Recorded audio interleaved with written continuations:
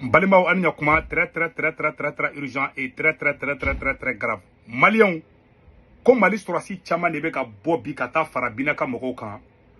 Anye dobla odongo bi fana tuguni anye information sur Mali officier supérieur do de ka bobi.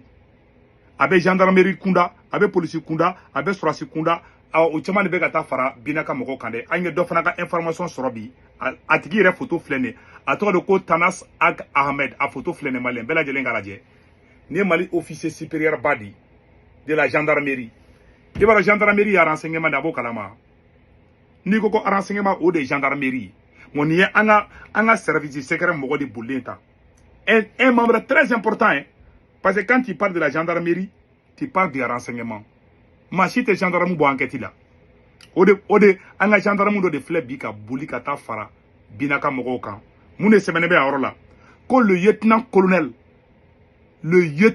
colonel, Yaroni général la Kasounde, le lieutenant colonel Tanas Ak Ahmed de la gendarmerie vient de faire défection depuis Gao pour rejoindre les fronts de libération de l'Azawad avec armes et soldats. Donc, en Boraka, ni information de soro, ko ni kamali ka bolla ka bon Mali armée là, na photo fleni. Aywa. Surasi munumbe forona. Et puis, surasi la kouroutere, surasi, c'est-à-dire que surasi officier ba chama debe kabou. Mais kuma dobe ka fo, il faut que moko ki kolosi kuma ina. Moko dobe ka bo, an kumanga son, ani erebelu ka franyo ga.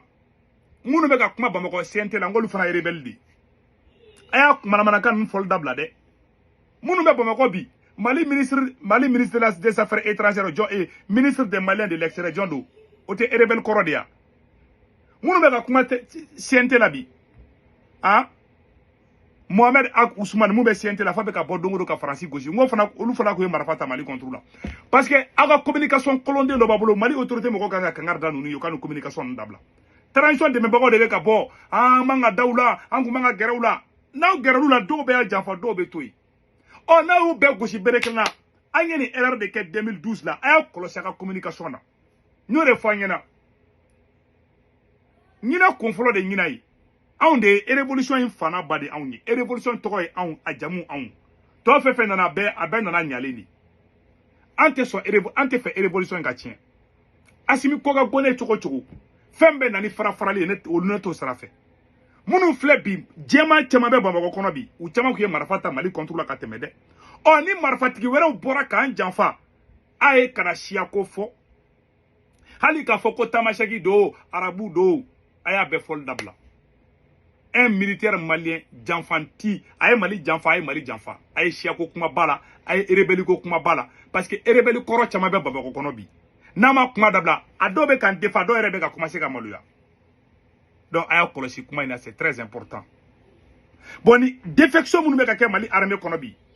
Yani nganda do la, ko damandala anye bon, nye video do entaro ni video koro dunde. Parce que si ça non avec intelligence artificielle nga foka rondaga dole ni cinema ko Mali surasu de tarako kata marfachi damantigula anga jango video la jefolo ntaro ni video korolo nde akiki ko nguma ko video kuradu oh ambe ka je kala je ni korolo ni kuradu aka sebe commentaire la o de kunda flani suivez attentivement.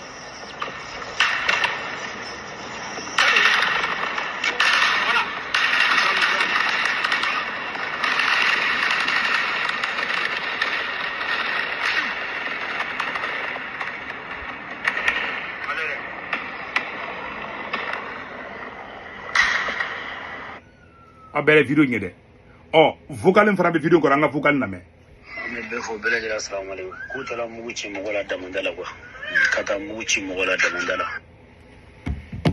damana jume do ne to do mfana irara de donc ko asimi gota ken décision ta ko ka damanda o fermer o de kuma o be fambe bi ko ka damanda be fermer ah bubu mobile de folo boraka kuma info de bubu ya fo wa kera fana nous de fana ni e chenu ko joli kala de ba kono ni mu me balade nda ya me balabadida donc damantigu bubu mobile ni asimi goitan de jara ko ka demanda fermer de ala sago aw sago kuma bɛ fila ɲɛkɔrɔ donc an ye nin information de sɔrɔ sisan n bɛna explication dɔ di maliyɛnw ma Mali bɛ niveau min na bi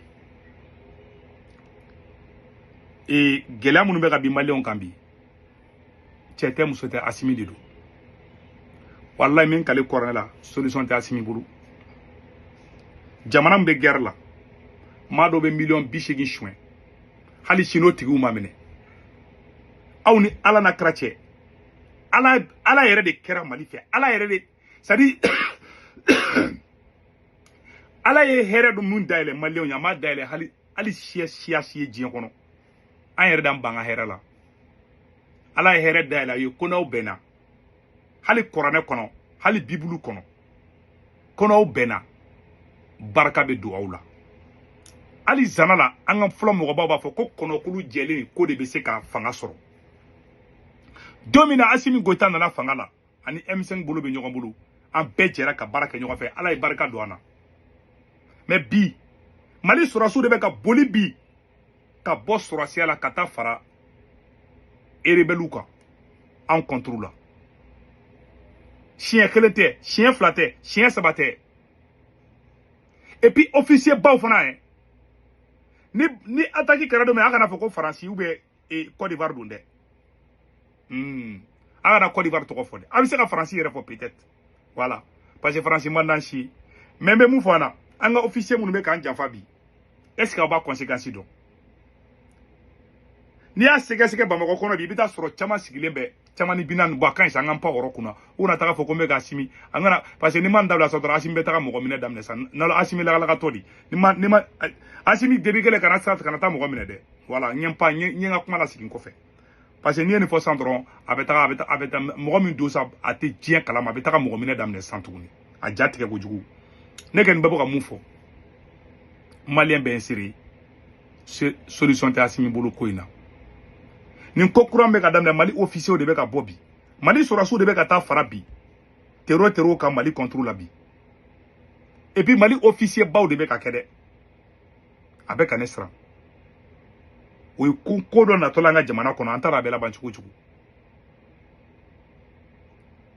n bɛ kuma kelen fana fɔ aw ɲɛna mɔgɔ minnu kɛlen bɛ ka marifa ta Mali contre la a caman somɔgɔ bɛ sɔrɔsiya la u somɔgɔ bɛ c'est à dire n t'a dɔn n b'a fɔ cogo min quoi kɛlɛ in ba ma nɔgɔn dɛ kɛlɛ in ba ma nɔgɔn dɛ awa kɛlɛ solution tɛ Asimi bolo parce que a ye bɛɛ kɛlɛ mɔgɔ bɛ se ka Mali sauver ka Asimi sauver a y'a bɛɛ kɛlɛ bi diɲɛ bɛ ka yɛlɛ anw de ma bi anw de ka capitale n'o tɔgɔ ko Bamakɔ ni e bɛ bɔ da fɛ bi e ni maa minnu bɛ bɛn o ye jatigɛ wale mɔgɔ o marifatigiw de anw de ye ni marifatigi ninnu kɛlɛ don min na Ala an bɛɛ kun bolo bɛ ɲɔgɔn bolo mais depuis janfa donna kɛlɛ la nanbara donna kɛlɛ la Ala y'an barika ban ka Mali la segin kɔfɛ Ala n'a kun fɔra ɲɛna ko Kidali bɛ minɛ anw na ne kun tɛ da la ne Segu Tunkara ye Bina Jara ka mɔgɔw ye marifa min bɛ Bina ka mɔgɔw bolo tireur d'élite Allahu akbar n'an ka kuma fɔli dabila c'est bon wallahi Bina bɔra ka t'i jɔ sɔrɔsi minnu kɛrɛfɛ n tɛ fɛ ka vidéo yira mɔgɔ la yɛrɛ Bina jɔ a ye taa marifa b'u bolo a ye taa marifa lajɛ internet la marifa qualité jumɛnw don a bɛɛ n'a cɛ marifa dɔw bɛ se tireur d'élite de 5 km i bɛ se ka dɔw ci ne y'o ye Bina ka mɔgɔ ninnu bolo ne ja tigɛra fɔlɔ guerre in tɛ guerre denni ye a bolo ko dɔgɔmanin don ko dɔgɔmanin tɛ awa Asimi fana bolo ka kelen bɛ se ka kɛlɛ ban kelen bɛ se ka kɛlɛ in ban tant que Asimi ma segin a kɔ de tant que Asimi bɛ janfa sira de kan wallahi Ala tɛ barika don a la maa ma dalen bɛ Ala ko la i ye halala den de i ye worotan den de i b'a dɔn ko Asimi Goyita bɛ sira min kan Ala tɛ barika don a la wallahi Ala mɔgɔ min y'i dɛmɛ ka yɛlɛ sanfɛ n'i y'o janfa i tɛ taa ɲɛfɛ i bɛ bi tu t'a la ta t'a la kilisi t'a la foyi t'a la n'a Asimi Diaga taa muru bɔgɛ bali fɛ yen a tɛ taa ɲɛfɛ a ye janfa de kɛ ka M5 janfa ka sɔrɔsi ɲɔgɔn janfa ka Sadio Kamara faga an y'a mɛn fana ko Modibo Kone minɛlen b'a bolo dɛ source ba dɔw fɔ nabi dɛ ko Modibo Kone minɛlen bɛ Asimi bolo dɔw ko k'a sara ne yɛrɛ kɛ ni sayako kuma in de kɛ ni fɔra nin na kosɛbɛ mais ne tɛ se ka confirmer tiɲɛna an bɛ dan yan Ala ka barika don Mali la Assimi Goïta qui est descera. Avec un temps fait avec un emmerdé à tenir à tenir fata. Adumbe tata, adunta amema beta. Ko be fle. Okambe.